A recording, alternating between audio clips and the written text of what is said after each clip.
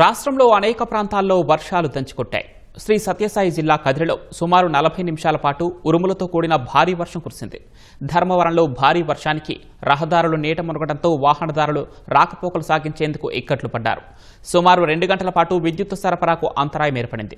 చిలమత్తూరు మండలంలో ఉరుములు మెరుపులతో కూడిన భారీ వర్షం కురిసింది. రహమత్ నగర్లో పిడుగుపాటుకు కొబ్బరి చెట్టు దగ్ధమైంది.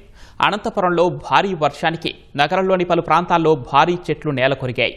ప్రభుత్వ ఆసుపత్రిలో రోగుల సహాయకులు వేచి ఉండే రేకుల భవనం కుప్పకూలింది. కొన్ని ప్రాంతాల్లో విద్యుత్ సరఫరా నిలవడంతో సిబ్బంది మరమ్మతులు చేపట్టారు. సింగనామల, ఎల్లనూరు మండల కేంద్రాల్లో వర్షం కురవడంతో బత్తాయి, మామిడి రైతులు హర్షం వ్యక్తం చేశారు. తాడిపత్రిలో లోతట్టు ప్రాంతాలు జలమయమయ్యాయి. కొన్ని ప్రాంతాల్లో విద్యుత్ సరఫరాకు అంతరాయం ఏర్పడింది. శ్రీకాకుళం జిల్లాలోని పలు మండలాల్లో ఈదురుగాలులతో కూడిన వర్షం కురిసింది. ఉదయం నుంచి ఎండ తీవ్రతకు ఒక్కపోతతో ఇబ్బందులు పడిన ప్రజలు వానతో వాతావరణం చల్లబడటంతో ఉపశమనం పొందారు.